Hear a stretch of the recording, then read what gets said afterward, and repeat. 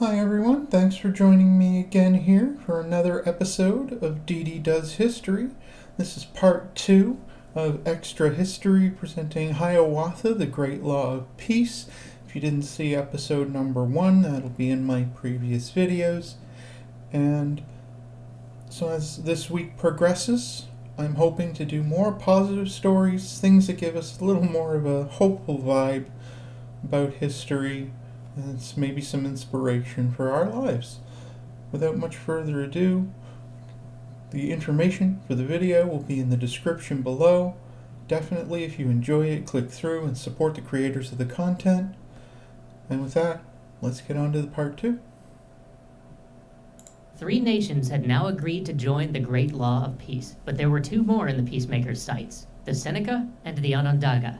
Both were powerful nations, renowned in war, and they had every reason to reject a peace that asked them to lay down their weapons. War might come at a great cost, but it also kept them safe from their enemies, and it gave them power.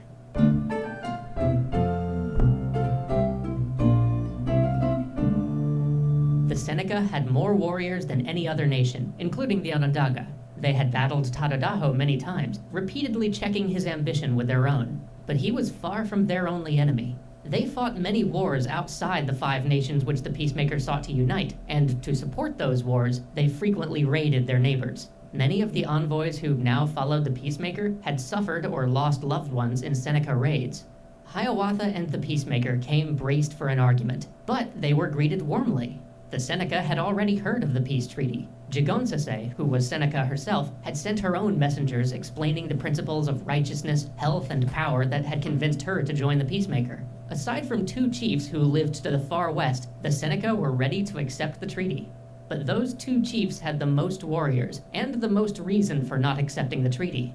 They lived on the border. A peace treaty among the 5 nations would protect the chiefs in the interior, but not them. If outsiders came to threaten the Confederacy, they would be the first to fall. The peacemaker called together all the envoys to discuss what they should do. None of them had participated in a council like this before, so at first it was chaos. Everybody talked over everybody else, and when nobody could be heard, they all grew angry. Egos swelled, and they began to hurl insults at each other.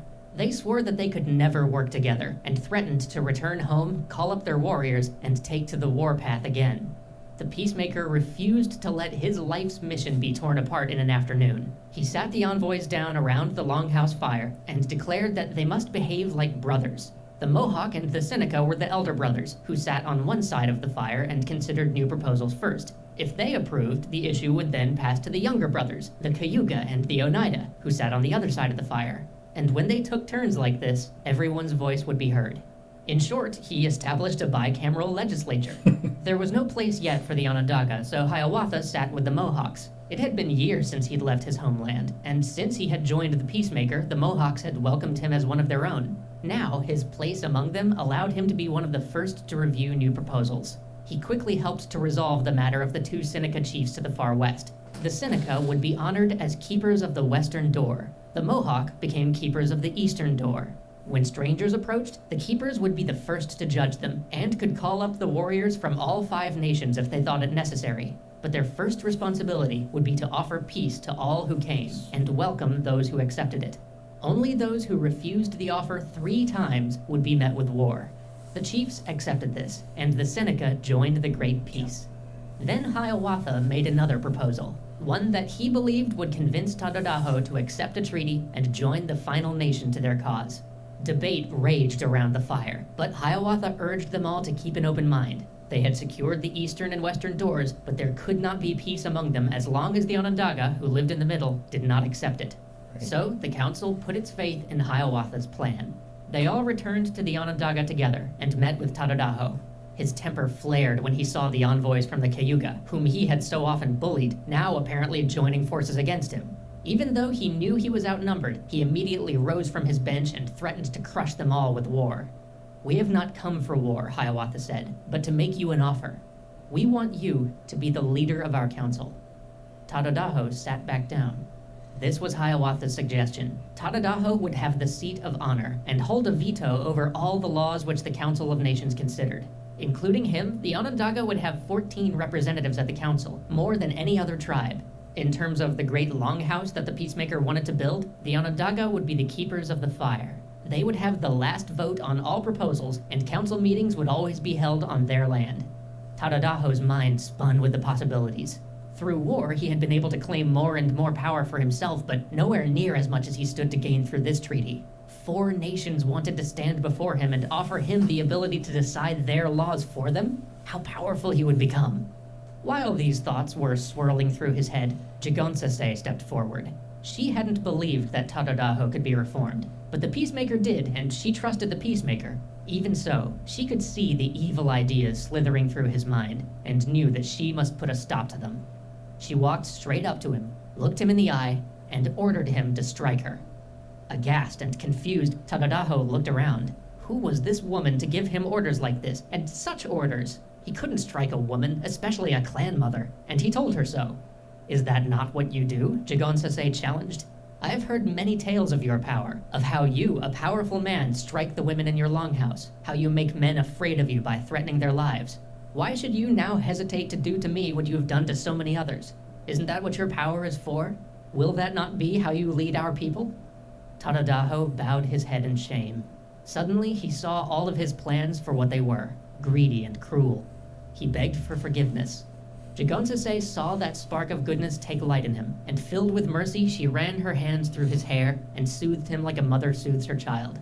Now that Tadadaho was ready to listen, Hiawatha explained the rest of his proposal. All votes of the council would be unanimous. In effect, they all had veto power, and all the nations would be equal, but Tadadaho would vote last, and as the leader they all looked to, he had a responsibility to use his veto only when he could give a strong reason for his refusal.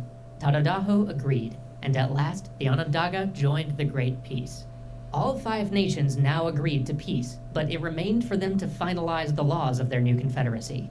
Jigonsase, with her knowledge of every nation, sat with the women's councils and decided which of the former war chiefs would now become council representatives.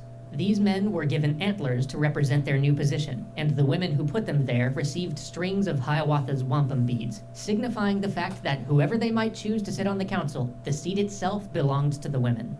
All these representatives gathered for the first time on the shores of Onondaga Lake, where the Peacemaker awaited them. Before the meeting began, he asked one of the warriors for an arrow from his quiver. Then he held up the arrow and snapped it. "See how easily this breaks?" he told them. Then he asked for a warrior from each of the 5 nations to give him an arrow. Bundling these 5 together, he bent them with all of his strength, but the 5 arrows together held firm. "When we are united," he explained, "we cannot be broken." Before they could begin the council, however, the Peacemaker insisted that all of them cast away their weapons and commit their minds to peace. He chose a white pine tree whose needles grew in bunches of 5. All the warriors uprooted the tree, buried their weapons under its roots, and then replanted it, and became lawmakers instead. An eagle came to perch on this new tree of peace, and the Peacemaker explained that it would watch over them and sound a warning if danger approached. Centuries later, men like Benjamin Franklin and George Washington would sit down with the descendants of the first Haudenosaunee Council to learn how they had governed themselves for so many generations. They studied the Great Law of Peace, and later they adapted many of its principles into the U.S. Constitution. As a tribute, they adopted the eagle as their national symbol, and placed a bundle of 13 arrows in its claws, one for each colony of the new United States of America. But that's a story for another time. Back to Hiawatha. The council began to draft laws forged by the lessons the Peacemaker had taught them. He had always insisted that the government must function for the will of the people, so they decreed that leaders must evaluate how each new law would affect the people for 7 full generations. If they failed in their duties, they would be warned, and then removed from office. Only clan mothers like Jigonsase could appoint a new leader, and the Peacemaker believed that government only functioned if everyone had a role and a voice, so the men's and the women's council of each clan received the power to propose laws. As the Constitution took shape, Hiawatha wove together strings of wampum to commemorate the new laws. Holding the wampum would help people remember, he hoped, the spirit of each law, and the council that passed it.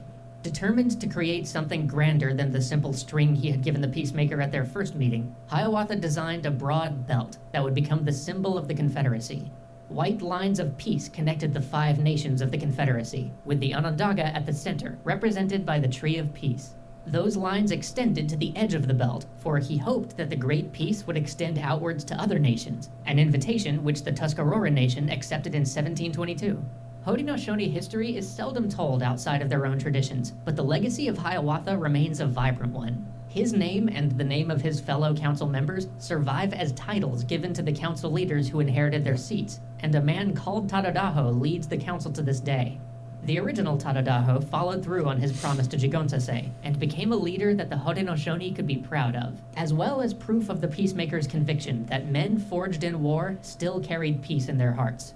As for the peacemaker, he alone had no successor, for he explained that other men could counsel the people, but none could do as he had done in founding the great law of peace.